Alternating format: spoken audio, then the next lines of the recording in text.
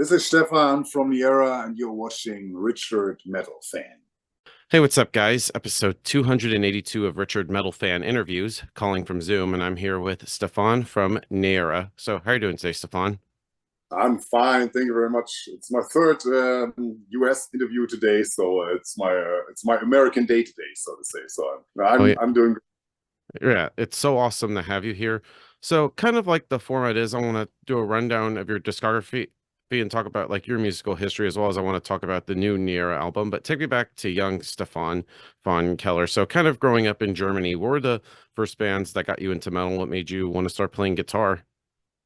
Oh well, I mean, I think when I was like in class five or year five or year six, I got a very like traditional entry into the rock and metal world. I'd say a friend introduced me to I was a big AC/DC fan, and from there I went on to listen to Guns N' Roses, and then I became a huge Metallica fan. And then I listened to more like power metal bands like Halloween, Gamma Ray, these kind of bands, but also listened to like German thrash bands, Creator, Sodom. And then I discovered like death metal as a music. I'm a big death fan. Yeah, Carcass, Entombed, all these kind of bands. And yeah, and bands like Dark Tranquillity, Swedish death metal. And they became a very big influence on my music, I'd say, on my way of playing guitar. Death is a big influence for me. A band like Nevermore is a big influence, also in terms of lyrics. Yeah, that's pretty much my musical biography in a nutshell, I'd say. Yeah. Awesome. And then kind of like doing my research on Metal Archives, I believe one of your first bands was called Pagan Angel, and you did in 2001 you did their album Demons to Some, Angels to Others, and you were actually a bass player on that. Tell me about that because I don't think nobody ever talks about Pagan Angel. Yeah, I mean, it's crazy that you even know about that. Well done in terms of research, I'd Yeah, say. thank Metal Archives for that shit. Yeah, but that's pretty decent. Yeah, it's true. I mean, but that was my first metal band. We called it Pagan Angel. It's actually the name that Anathema had before were called Anathema, and so it was their olden band name. And yeah, we borrowed it from them, so to say. Yeah, it was a power thrash metal band. Where I was in this band together with a guy called Marcel, who is now in a band called Hellruna, which is quite a famous German pagan black metal band. Great band. And yeah, we were doing this together for a few years actually, and that was my musical entry, so to say. We played shows, we traveled a little bit, we recorded this first CD together. That was my first experience as a musician to record something. Yeah, I was involved in the songwriting as well and the arrangements and stuff, but I was playing bass in that band. Yeah, I love playing bass on stage. It's a little more fun. You could just like enjoy the show. And you don't have to concentrate as hard, I think, as while playing guitar. And yeah, this is pretty much how it started. Yeah, it's a great find there. Yeah. Yeah, and then I guess, and then of course it evolved into Iconoclast in 2003. You did Planet Iago demo, which you actually switched to playing guitar. Tell me about that and why the name changed the name. Yeah, I'm thinking about. Actually, I find it a little hard to recall why we changed the name. I think we changed the name because we changed our style a little bit. We wanted to sound a Sounds a little bit more more modern. hardcore a bit. Yeah, also like this, and we moved away a little bit from like traditional metal. That we played a little bit with Pagan Angel and wanted to sound more modern. And we thought like it's a good idea to change the name into Iconoclast, and yeah, we released this EP, Planet Iago, which is I borrowed this from a Shakespeare play, from it's the evil guy, the villain in Othello, in Shakespeare's Othello. It's called Iago, and yeah, this is how we named the CD. And yeah, I think we played a few shows back then. I liked it. It was fun. Still in contact with the guys from back then. It's funny. It's a little scene. It's a guy called David Jordan played guitar in that band also in the last period. And today he's the guitar player of Long Distance Calling, which is a very famous German instrumental post-rock band. So it's a small world a little bit. All right. And then I believe one of your bands before starting up Naera was, I believe, Malzahn. Like, I'm always curious about that. Was that started around the time of Naera? Because I'm always curious about that because I can't really find any info. That's just what's listed on your page on Metal Archives. Yeah, it's right. I mean, yeah, it's a German name. It's a little funny thing because the name is not that serious, you know. It's a kind of a dragon's name from a German puppet show, and it's the name is of a very vicious dragon teacher who's like who's so to say I don't know, who's like very mean to kids that she kidnapped to be a fierce teacher, a mean teacher, and it's her. The name is of this dragon is called Frau Malzahn, Mrs. Malzahn. It was a German grindcore band that I played together with Tobias and with Benjamin from Naera, the bass player Benjamin. And Janosch, this guy who's playing in Long Distance Calling today, was sitting behind the drum kit. And the guy who was singing is called René, and he has a new project with our other guitarist Tobias, which is called Terror Builder. It's a science fiction death metal band. Just released a record like 4 or 5 months ago. So yeah, a lot of people that are still active in other bands. Yeah, I love the band. I thought it was great. It was the most brutal music I had done up to that stage. But at some stage we decided to dissolve the band and focus on a new band that was called the Ninth Gate at the time. Yeah, the precursor to Naera. Exactly. So how'd you get to know the guys? Exactly, yeah. And it's the same name, but it's a different. It's the same people, but just a different name. It's not any different music, but this is how we started Naera, calling it the Ninth Gate. And I joined this band as the last person, as the 5th member back then. And then Metal Blade, after we got the deal, told us that Ninth Gate is a little problematic because at the same time it's the name of the movie with Johnny Depp, and that might cause some legal problems. And we should maybe think about a new name if we not, you know, if we can afford it somehow. And so we looked for a new name and changed the band Ninth Gate into Naera. Yeah. And of course, this year does mark 20 years since the formation of Naera. Got to think about it, Stefan. 20 years of the band. Like, did you think that Naera would be around for 20 years? And is there like anything else with the band that you would still like to achieve after 20 years of being in the band? Well, I mean, first of all, I mean, strangely, it doesn't really seem that long to me, you know, which is a little strange considering that it's 20 years is a very long time. But at the same time, I got to say, I think we went on a hiatus in between, you know. There were some years where we focused on other things and put the band, you know, 2nd place or 3rd place even or something. So, I don't know, we married or we got kids, you know, or we built a house, whatever it is, made a career job-wise. So many other things happened during that time that for me personally, it doesn't seem like this is the only thing that we did for 20 years or something, you know. But yeah, the other question, what can we still achieve? Yeah, I think it's just like, I think, you know, I really appreciate it. You know, we're like quite old at the time now. Everyone's above 40 years old. We have like 3 of us have family, you know.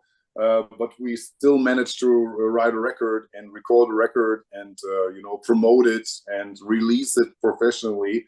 And that's something that makes me very proud, because there are a lot of people who say like, I'm a married man, I have kids, I have family, I have to work, I have a house, I don't have time for being a musician anymore or something like this, and this is my old past or my old self, and now I have a new self, and these things are not happening anymore. And yeah, personally, I'm proud that we are still the same bunch of guys and that we still were able to put this record together, and that it's a product of quality, without compromises or without things that are not thought through well or something like this. And yeah, it's something I'm quite proud of these days. Yeah. All right. And then kind of talking about that your debut album, The Rising Tide of Oblivion, I thought it was a pretty good debut album. So what was the thought process going into making like the debut full-length Naera album? You mean what was behind the debut record, or? Yeah, sort of like the writing and recording process for it. Yeah, I mean, and like listening to it now, of course, I think like I would change so many things, song structure, arrangements, maybe the tempo or something. I think there are so many things where I would say like I do it differently now. But at the same time, it's I think it's a spontaneous record. It has this vibe of being a first record, it's a little driven, it's a little rushed. At the same time, I think it still sounds all right. Yeah, I'm happy with the lyrics and all these things. I think there are some cool riffs or some cool melodies on it. Yeah, and it's a record that we wrote as a 5-piece. All records after that were created by Tobias and Sebastian and myself, the drummer, the other guitarist, and me, as a 3-piece. But at that time, we really were in a rehearsal room, all 5 of us, thinking about, is this a cool riff? Let's play this and do this here. So yeah, the creation of the record differs from the creation of the other records. All right. All right. And one of my favorite songs from the album is Anthems of Despair, which of course was written in commemoration of the Rwandan genocide. So what kind of inspired like that song in particular? I think a little bit it's the fact that I spent some time in Africa, not too much, but I did a short teacher training in Uganda, in Kampala, the capital of Uganda. I was working a little bit there at a school, and it changed my view a little bit on Africa. But at the same time, I was always, even like before I went there, I was also interested in the African continent, and I thought like there were so many and interesting and valuable things in terms of culture happening there that we don't really know a lot about. But at the same time, I also thought there were a lot of terrible things that happened there that are also not really well known, and I think that was the force behind this, to sing about something terrible that maybe is not really in the focus of attention. And so when I came to know about this genocide, I thought it was so terrifying and so monstrous, that I don't know, I felt compelled to write lyrics about it and to make it a little more known, And yeah, I thought, thinking now, I think the song with this riff at the beginning and the blast beat and this death metal riff, I think that still fits well to this kind of topic. And next year will of course mark 20 years since the debut. Is there any chance we can get a celebration somehow? Well, see, I mean, we didn't celebrate the anniversary of the band really. I mean, like 2024 pretty much is like the anniversary of the band, Parts of it were like formed like even in 2023, but the band was completed, by me in 2024. So we say like, okay, this is our 20th anniversary this year. We didn't celebrate it that much, but we celebrated with a record. Eighth record's coming out, and yeah, with a release party in September in our hometown, and yeah, I think that's that. And next year, I don't know if we play like a Rising Tide of Oblivion show. Yeah, maybe it's a nice idea. We'll have to see how we can figure out all these riffs and songs, because like actually some of these parts as a musician, when you play it, you're like, I can't really remember how we played it, and you have to listen to it, and you're listening to it, and you're finding it out as if you were as if you were finding out the tunes for a cover version, a cover song, a song that you want to cover or something. So it's a little adventurous, but yeah, that's a possibility. I don't know. See what happens next year. But yeah, I think would definitely be quite a cool thing to do. Yeah. Yeah. But then when the Rising Tide of Oblivion was first released, did you start like touring outside of Germany for the first time, or was it still just local? I think that's the thing with the 20th anniversary. Sometimes there so many things happened, and it's a little difficult to remember everything and what was then and was this before this. I think we started playing like shows in Austria, in the Netherlands, in Belgium, in Switzerland quite early, actually. I think that was around this time with the debut record. And yeah, from then on, I think particularly with Let the Tempest Come, yeah, we pretty much moved around Europe. So England and Denmark and Sweden, and we flew into Greece, Estonia, Lithuania, so Russia at the time. So I think with the second record, with Let the Tempest Come, and with the third record, even Armamentarium, it all got a little bit broader in terms of the map, but yeah, I think that was the time when we started playing outside Germany. Yeah. All right.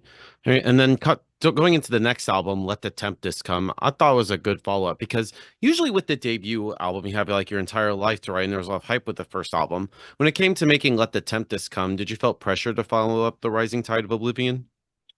Actually, the funny thing is, we were so driven at the time that even like before, when the Rising Tide of Oblivion was released, we were almost like half done with writing Let the Tempest Come. I don't know. We were just like we loved the band, and we loved writing music, and we had so many ideas, and we were finished recording, and then Metal Blade said like, okay, but it will still take half a year until it's released. And we thought like, what, half a year? It's such a long time, what should we do all the time? And we just thought like, yeah, let's just write new songs, And when the Rising Tide of Oblivion was released, then half a year is not that much, today. But when it was released, I think 4 or 5 songs from Let the Tempest Come were already finished. And we were already like, our minds, like particularly Tobias and Sebastian and my mind, we were already in the second record, Yeah, because you actually just led me into the next question, because it literally came out like a year afterwards. I was just wondering if you'd started writing for that like right after Rising Tide. Yeah, it was even way before, because also on the Rising Tide of Oblivion, there were some songs that were already on our demo, that we applied with to Metal Blade, and so there were some songs that were like relatively old, not really, but 2 years old. But as I said, we were young and a little driven, and we thought like 6 months, that's such a long time. Let's just go into rehearsal room and write new songs, and we like these new songs way more. Let the Tempest Come, Mechanisms of Standstill, Heaven, Hell, Scars of Grey, these songs, and we thought like, oh, these songs, they are cooler, Yeah, there's better. Like no ounce of filler on it. It's just all killer, no filler.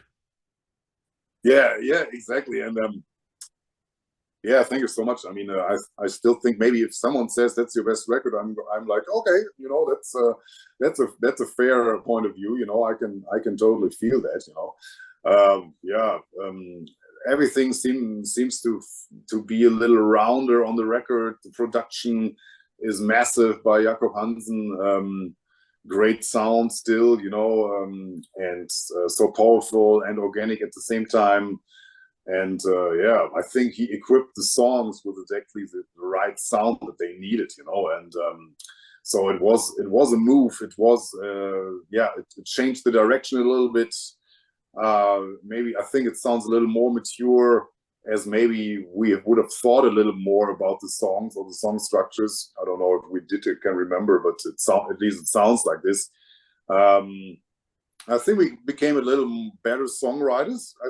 I'd say so. I think it's fair to say that. And so yeah, I think our minds were already in the second record, you know. And Rising Tide Walls of Oblivion was released, but yeah, it felt like unfortunately it felt like an old record at the time when it was released, because we were already right in the writing process for Let the Tempest Come. Yeah, and then the next album, Armamentarium, I thought was a pretty good follow-up. It literally came out like a year later in 2007. Like, I love how like your first three albums just came out like a year after each other. So what inspired you to just like keep writing more music, and sort of like what kind of like inspires like you guys to like write music in general? Yeah, I mean, as I said, like we were very driven with, particularly with the first three records. I mean, yeah, and then Armamentarium was like, it's coming up again, and we would like talking to our record company and say like, you know, we're pretty much finished like with the next record, or we're half finished with the next record. And they're like, guys, you got to slow down, you know, you gotta let it sink in a little bit, you know, you got to tour, and you got to promote the record and more, and you know, and then go into the rehearsal room and write new songs. You know, you're way too fast, you know. But I don't know, we were a little unstoppable and driven at the time. We had so many ideas, and yeah, I don't know, so many things were going on, were moving us, or yeah, were stimulating us at the time. And yeah, we were all living in the same town. I was studying, the others were studying. Sometimes we were a little unemployed in between, so we had time, and we rehearsed like 3 times a week, which is quite a lot actually, you know. And for the new record, we rehearsed once a month, you know. So something changed completely, you know. And yeah, so we had a lot of ideas, and we had a lot of time, and we were ambitious, and we were motivated, and yeah, we loved having a record deal. Playing festivals and tours and all these things, and yeah, we were all band, you know. Nice. And then talking about the next album, Omnicide Creation Unleashed, I thought it was pretty good. Like, did you decide like really just like take your time to like hone in your craft when it comes to making that album? No, I don't really know why it took a little longer. I think maybe it was like touring activities that were a little extended with Armamentarium, because there was like a record that that went into the charts better, and that was very well perceived, and also internationally it had a good reputation. And yeah, I think it was a record that defined or sounded a little more, and we moved a little bit away from the metalcore sound. We tuned our guitars down one like half a tone, and it went a little. It was a little deeper, a little more death metal influences there. And yeah, I think we toured a lot at the time, and so we didn't have that much time to, you know, write the new record, or we just like felt like let's just take a little time off, you know. But then when we started writing it, we didn't realize how brutal the record would turn out in the end. There are some Naera fans that think like this is my favorite record, you know, but there are also Which is mine, in my opinion, too. Is it? All right, perfect. But there are like other Naera fans. I'd say it's the majority who thought like it's a little too much, it's a little too fast, it's a little too heavy, it's a little too relentless, you know. A little too raw also. I think most of this is actually you know, comes down to Zeus having mixed and mastered the record in a way that made it even more brutal. I think the material itself was brutal already, but for some reason, the way that he mixed and mastered this record made it even rawer and way more brutal than it sounded in the rehearsal room. And when I heard the mix for the first time, I remembered like, oh my God, this is like, you know, what have we done? It's like such a rush, you know, and such a like a fierce storm, and it's coming over you. And then blast, and then double bass and blast, and then he didn't leave any breaks in between the songs. You know, when you listen to the record, one song stops and the other one begins like a tenth of a second later. You know, it's such a relentless force, this record. You know, and it's yeah. I mean, I think that's probably what people like about it. You know, that it's really all the way through. Yeah, and of course, this year does mark 15 years of Omnicide. So I think that was a great album. Came out like near the end of my freshman year of high school. So how do you feel about that? Because I definitely do agree with you. It's more heavier compared to like the previous albums, and it feels like it has a bit of a darker kind of like vibe with it. I can even tell like by the album artwork, it just feels like a very dark album. You mean Forging the Eclipse or Omnicide? Yeah, Omnicide is quite dark. I mean, in terms of the lyrics, I wouldn't say that it's darker than the other records, but the music itself. But actually, it wasn't a conscious decision to say like, come on, guys, let's now change our style. Let's make it very brutal. You know, let's try to follow the extremes a little bit. It wasn't like this. It was a very subconscious. Natural development, you know, because we just wrote songs, we wrote what we thought was sounding good, and we didn't care about anything. Like it sounds strange, but there was no pressure. We didn't feel any kind of pressure, or we didn't think of any kind of expectations. It's crazy, you know, because Armentarium was quite well perceived, and it would have been very logical if we thought like, okay, how can we, you know, outdo this record, or how can we make it better? And we didn't care at all, you know. We just wrote music and liked what we wrote, and then when it was all recorded and mixed and mastered, I sat at home and thought like, all right, what have we done, you know? But it wasn't that conscious, and it wasn't that you know, intentional at all. You know, there was no big plan, and there was no like band decision to make such an album.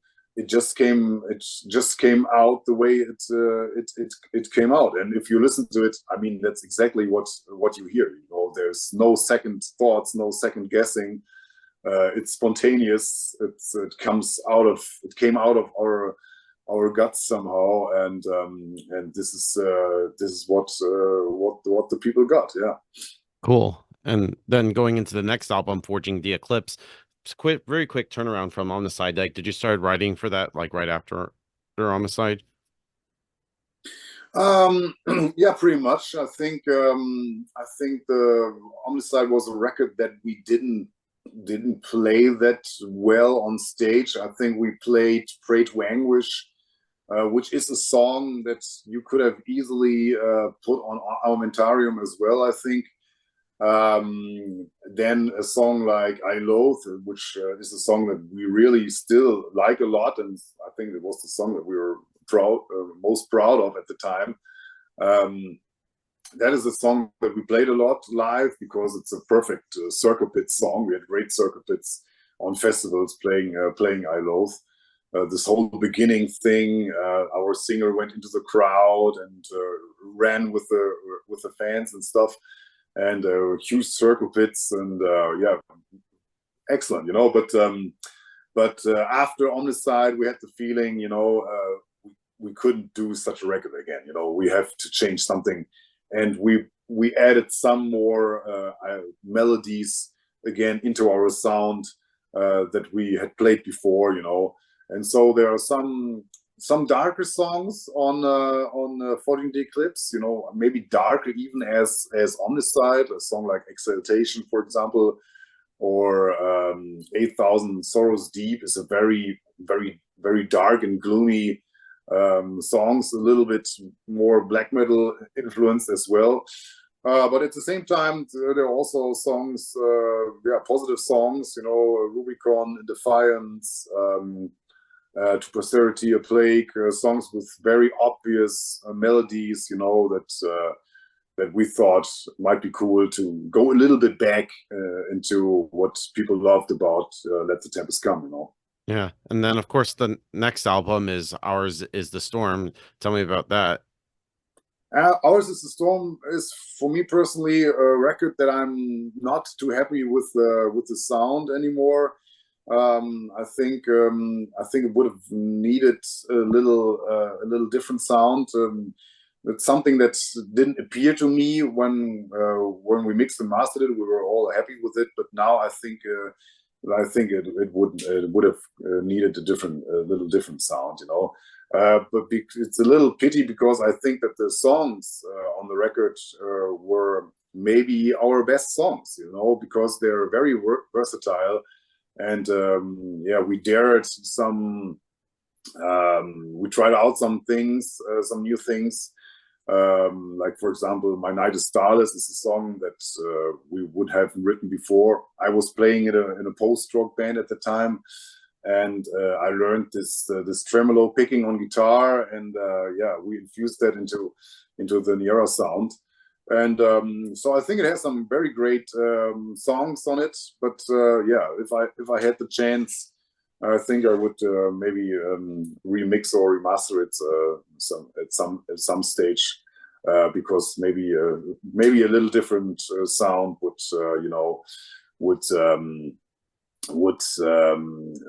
make the songs a little better, or would create a little an atmosphere that would fit maybe to the songs a little better. All right. But in other terms, I think it has some of the most versatile songs on it that we wrote. All right. And then you started touring for a little bit, and then of course 2015 the band broke up. So how hard was it to sort of end Naera at that time? For me personally, it was not hard at all, because I think I was one of the major supporters of putting the band on a hiatus or breaking up. At that time, it had different reasons, but I think it felt very right. It felt like a very organic decision for several reasons. We had played around 300 shows at that time, so we really spent a lot of time with each other. At the same time, we had written so many songs, and I had written so many lyrics, and at that time, I had the feeling like I don't have the desire to write about anything anymore, which is not a very good thing, for a writer. A writer, I think, must have some kind of need or willingness, to create something and write lyrics. I didn't feel that anymore, and I thought there was maybe an alarming sign, warning sign. And also we tried to write new songs, but it took us such a long time to come up with ideas and with good songs, that we had a very definite feeling that we somehow maneuvered the band into a point of no return, where there would be no going on. And luckily, we're all happy with that. Some guys a little more, some others a little less, but we found a compromise and a common denominator to say, like, okay, we do it like this, and then see what happens. But it was very healthy, and if we hadn't done it, I think I wouldn't be sitting here now. I think the band would have ended maybe in a more unpleasant or unfortunate way, if we hadn't done that back then. So I think it was a good decision, and it brought us to where we are right now.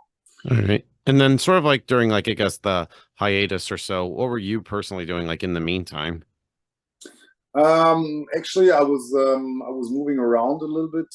Moved away from the hometown of the band into the rural region where I live now in the city of Essen.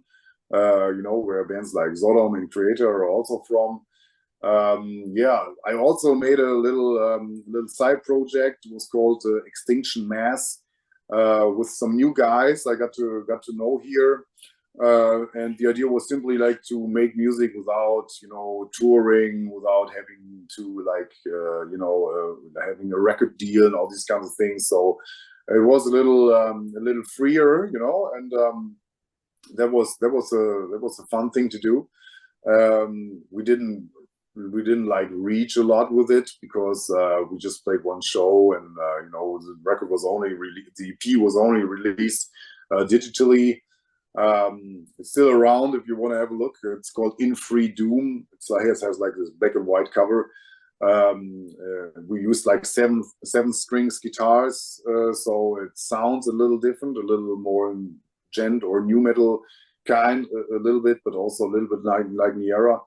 Yeah, I was doing that, and yeah, then we got an offer for playing 2 shows with Naera, and we discussed it and thought like, okay, the band officially doesn't exist anymore, but yeah, it was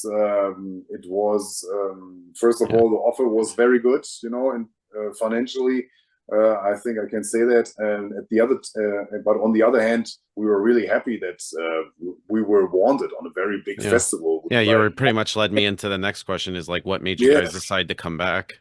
Yeah, it's pretty much this, you know. It was not only the money, you know, it was the best offer that we ever received as a band. But it wasn't only that, because like we said, like you can like co-headline this Impericon Festival show together with Heaven Shall Burn, and we went like, we didn't do anything for the last 3 years, you know. How is that even possible, you know, that they would offer something like this? And in the end, we decided, let's try it, you know. And if it works, then, you know, maybe we can think about, you know, getting better again. But actually, we rather thought it wouldn't work that well. You know, we thought like we do it, but maybe the fans are gone, or they have like, you know, made families and stuff, are not going to shows anymore. And yeah, it wasn't like this at all. People were still there. People were still hungry. Very passionate, very faithful, and so happy that the band was back. And then, yeah, and then it was pretty much clear, okay, if they wanted that much, you know, and if we are still so relevant, you know, which we didn't take for granted at all, then we thought like, let's write a new record and let's try a comeback then. Yeah, which then leads into 2020 with the self-titled album, because I'm always curious, because when a band does this, like a self-titled album, it's almost like usually like their first, but when I see it like almost in the middle of their career, of a band's career, it always feels like a change or a new start. And I feel like it was with sort of like coming back from the hiatus. So was that sort of like the reason for it being self-titled? Yeah, exactly. I mean, we thought like we never thought about doing a self-titled record before. It wasn't like with the debut or the first, second, the third, the fourth, the fifth or sixth record. It was never on the table. You know, we never discussed it to make a self-titled record. When with this record, we thought like, you know, if ever there will be a time to do a self-titled record, it is the comeback album, you know. And then we thought about the layout, and the idea came up of putting Naera, you know, this woman from Greek mythology, on the cover, and then the idea of naming it Naera at the same time was something that was absolutely logical and organic. And so yeah, we went for that decision, and I still think it was fitting. Yeah. Yeah.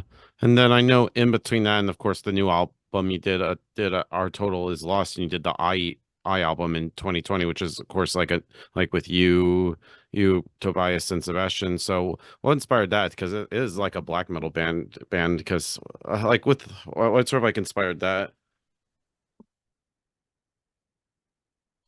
Yeah, I mean, if you listen to like the Naera songs, there's always been some black metal elements in that song, you know. Like on the debut, there's like a song from Brief to Oblivion with starts with like this black metal riff with a blast underneath.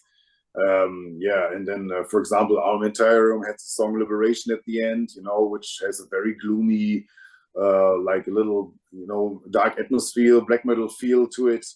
And so it has like 8,000 Sorrows Deep, you know, is starting with this black metal riff. So it was always part of our music because we're also black metal fans, you know, at least Tobias and Benjamin, the bass player, and myself. And yeah, it was a little bit like a dream come true, you know, to say like, why not use this pandemic, you know, to create something which can be created outside the rehearsal room, which is not depending on being played live, you know, it just can be put out only digital and vinyl. Yeah, just like a hobby project. Pretty much, yeah. I mean, and we this idea came up, and the idea for the lyrical concept came up, and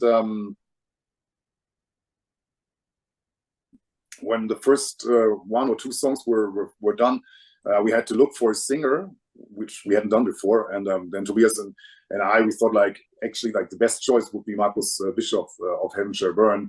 But we thought like he probably wouldn't do it, you know, because Heaven Shall Burn has become a huge band, and they are very busy and very professional.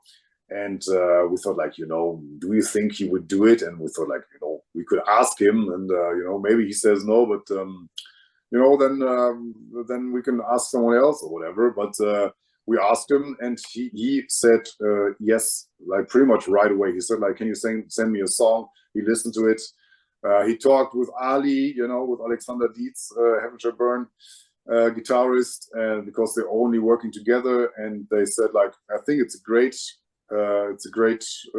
thing to do.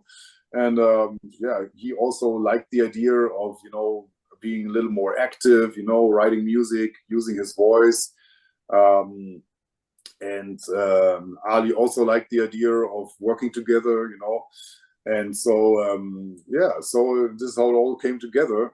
And yeah, I'm still quite proud of it. I think it sounds great. It has a cool atmosphere.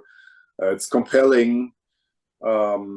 Still, I think it's not overall dark or overall negative. There's still like a lot of melodies in it that, you know, can carry you away. But yeah, it's a very consequent piece of music, I think, and it gave us the chance of, you know, following this kind of sound, you know, without making compromises, you know. And then last but certainly not least, we have the new Naera album coming out next week, All Is Dust. Dust, I've already loved like the 2 singles, all that being the title track and Pacifier. So what was sort of like the writing and recording process like for All Is Dust? You know, in this pretty much the same way as we wrote our previous records, you know, except for the comeback record, the self-titled record. There was a record that was mainly written by Tobias and the producer of the record, Tristan, a guitarist that replaced me a lot of times when I was like busy with like university and stuff in the past. But this record was written in the rehearsal room again, you know, but since I'm living like 100 kilometers away from the other 2, we thought like, and we all have like jobs and families and stuff, we thought like, let's write a new record, let's rehearse like once a month, you know, and it takes as long as it takes, you know. And this was the deal, you know, this were the terms that we agreed on. And yeah, so this is how we did it. It wasn't stressful. It was a very convenient way of writing it. I enjoyed it a lot. And at the same time, it took, I think it took maybe 1.5 years, or maybe, yeah, something like this, or maybe even like 2 years to complete it, to write it, you know. But considering the fact that we only rehearsed like once a month, I think it's quite all right, you know. So yeah, this how it was. This was how it was done. Yeah. Yeah. And then musically, did you want to continue after after like the self-titled, or did you wanted to try something new or different that Naera hasn't done before?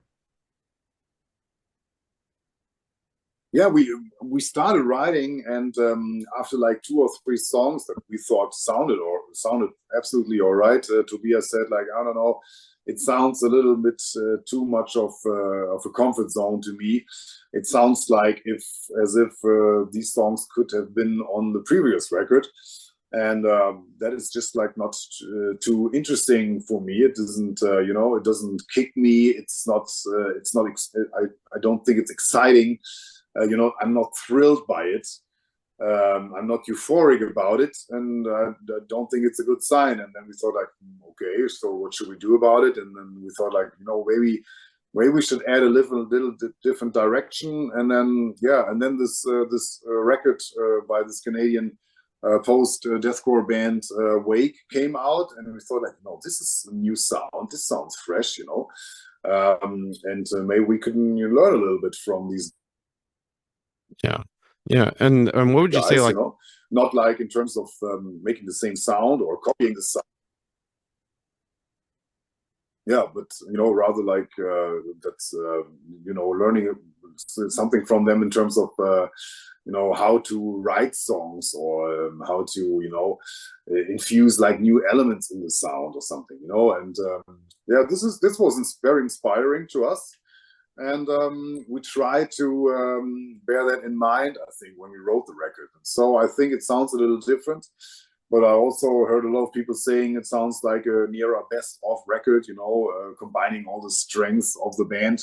But for me and for the others, while writing it, it sounded or it felt like as if we were creating something new, something that we hadn't done before, But I think in reality, it's a little less like that, but it still felt like this for us.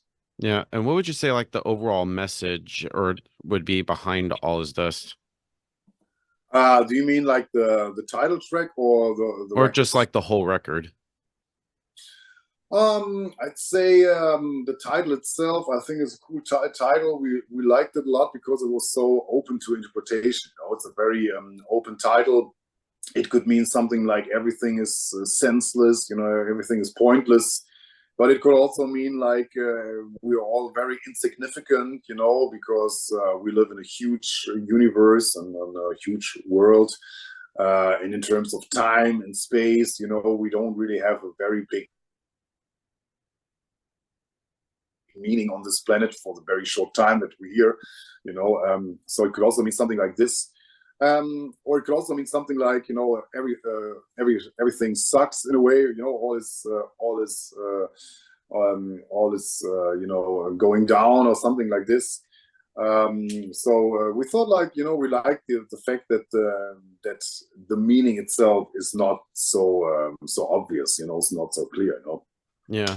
But the record itself actually has a more positive stance than previous records, because we have songs like Render Fear Powerless, Edifier, and Pacifier, and these 3 songs together all deal with like a positive mental attitude, And this came up during the pandemic, the idea of that we all have to take care of ourselves a lot, to stay healthy and to survive, and so this influenced me a lot when writing these songs, the lyrics, to say like, let's make positive, encouraging lyrics, that maybe can support people or can help people, or that people can identify with, something that we pretty much had done all the time, like even songs like Let the Tempest Come or In Defiance,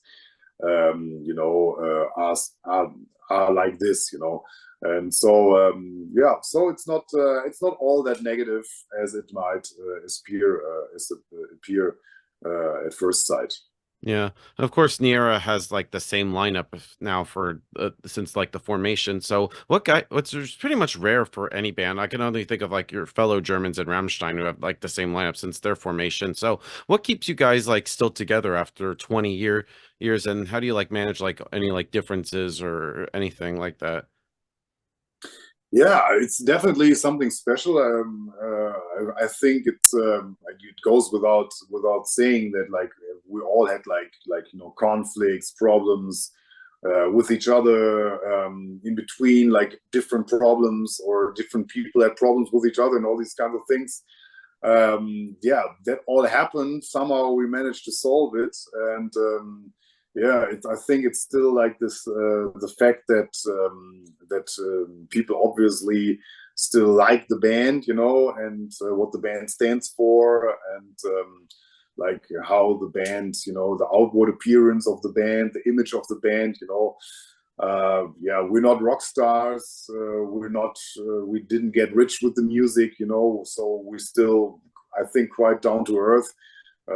Anything else, wouldn't really make sense, and yeah, I think that's something that people like about the band, and that is also something that unites us, the five of us. At the same time, yeah, we're still all in the metal scene, we're still like making music. Tobias has another side project. I had a side project a few years back. So we're still creative, and we still love making music, and we still love playing live, so all these things hadn't changed. Sometimes when you have people have like change in the lineup, um, then it's also because people like took on a completely different direction in life, and thought like, I'm not listening to metal music anymore, or I'm making, dance music now, whatever it is, or it's completely different kind of music. And yeah, we're still sticking to the metal scene, to the hardcore scene. And also a lot of people are still the same, like booking agency is still the same, Metal Blade Records is still the same record company, also the same, little bit like the same people working there. Yeah, so a lot of reasons, that to still be doing this. Cool. And sort of like talking about the new album, because I also heard like the first two singles, and I love like your guitar playing is very technical but also very melodic too. Do you pretty much know like music theory, like what kind of like scales that you're playing with? Actually, I do a little more than Tobias. Tobias is more like this spontaneous guitar player. He doesn't care about like notes or keys or any kind of music theory, and I think he doesn't even know a lot about it. He mainly taught himself, playing the guitar, and I'm this guy who had like a lot of music lessons, and who had like music a little more in school. And so I know the theories a little bit well, and sometimes I'm the person who says like, I think you cannot play this because this should be like a different scale or something like this. And Tobias doesn't care about that much. So I think it's maybe it's quite a good yeah, it's quite a good team. I think, one person is a little more theoretical, the other who's a little more practical and spontaneous. So I think that adds up well. But yeah, but in terms of writing, it's not the first thing that's important to us, or it's not something that the music comes out of. It's all very emotional, I think, and it's all very intuitive. It depends on the music that we listen to, but also it just depends on what entertains us, or what thrills us. But also maybe what a song needs. So the theory is very, very in the back of our minds when writing music. All right. And then the final question I wanted to ask you is talking about like the German metal scene, because I feel like the German metal scene is very diverse. Like of course, like we have like the power metal bands like Blind Guardian and Halloween, to even like more heavier bands like Obscura, to even like I guess the metalcore bands like Caliban and Heaven Shall Burn. So how diverse is like the metal scene in Germany? And did you feel like comfortable being a part of this whole scene, or was it the goal for Niera to get outside of Germany and play in front of like different crowds and different audiences and stuff? I think actually that I think that for example, the American metal scene is way more diverse than the German metal scene. I think Germany sometimes appears to be a little bit more conservative to me, because, for example, when you have like tour packages, it's only like the same genre of bands, you know. You have like 3 power metal bands, or you have 3 thrash metal bands, or you have 3 or 4 death metal bands. But in the States, for example, you can mix all kinds of bands and genres together and put up a tour with maybe like, Immortal and, Biohazard or something, something like this, you know.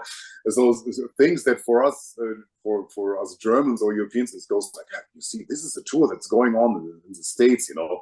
These are bands that you can never put together on a tour in Germany, you know. So sometimes I think that the American metal scene is a little more diverse and also a little more open to maybe cool and extreme sounds, and sounds that are a little more, a little more, experimenting or something, like a band like Mastodon, which is huge in the state. From my home state. Yeah, I mean, big also in Germany, but not no comparison at all to their status, in America, you know.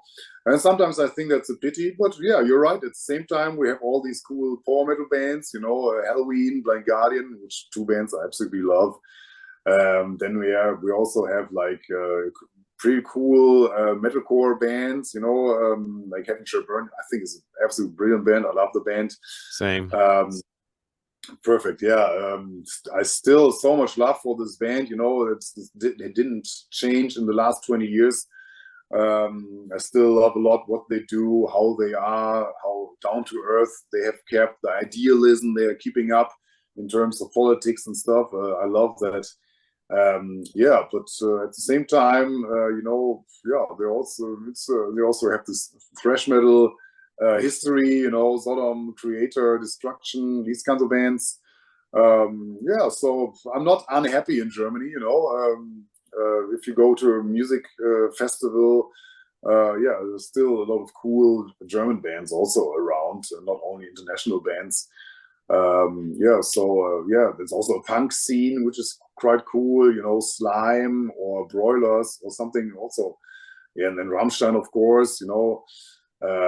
Also very, very distinct sound, you know. So yeah, I'm quite happy with the German metal scene, you know. But I think my most favorite bands, the bands that I personally love the most, are probably bands from Sweden and from the States. Yeah.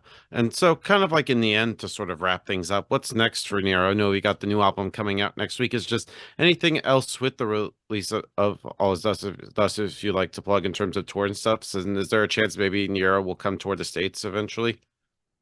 Well, I mean, first of all, next week, even like on Friday, we're playing an open air festival in Münster. It's called Mainstream Festival. It has the Hives and Parkway Drive headlining, and Thy Artist Murderers are playing Bury Tomorrow. So that would be cool next Friday. And then we're playing an Elk Riot Festival in Hamburg with Amon Amarth headlining. And then Summer Breeze with like Megadeth and In Flames is coming up next. And then Reload Festival with Korn, Heaven Shall Burn, and Architects is coming up. And then we're playing this release show in the middle of September in our hometown with our friends of Breakdown of Sanity. That's the plan for now. You know, maybe we even take some time off after that, to recover a little bit from the recording process and from the promotion of the record, and from rehearsing for the live shows and stuff. And then anything else is not planned at the moment, you know. In terms of touring, it's a little bit difficult, because 3 of us have like families, relatively young families. So we might keep it on a hobby level, so to say. I think it's unlikely that we will go on a big tour, at least now. I don't know what's happening in 5 or 10 years, you know, when our kids are a little older. But for the moment it's a little difficult. But we're taking what we can, you know, and what is offered to us, you know, and we're very thankful for the chance of still be doing this. Yeah. Awesome. So thank you, Stefan, for this interview. Is just any final words you want to say to the viewers that are watching this to close this out? Well, thank you to all the American listeners and fans. We know that there are a lot of supporters actually in the States. So sorry that we never made it to the US, you know, in terms of touring or something like this. Of course, I think you know that for German bands or European bands, it's not that easy to tour the States, because there are already a lot of bands that are very ambitious, you know, and putting everything into their musical career. But yeah, will be absolutely great to one time have the chance to make a US tour and meet some of you guys that have kept supporting us during the last years in person, for sure. Awesome. So everybody, Stefan from Naera, and we'll see you next time.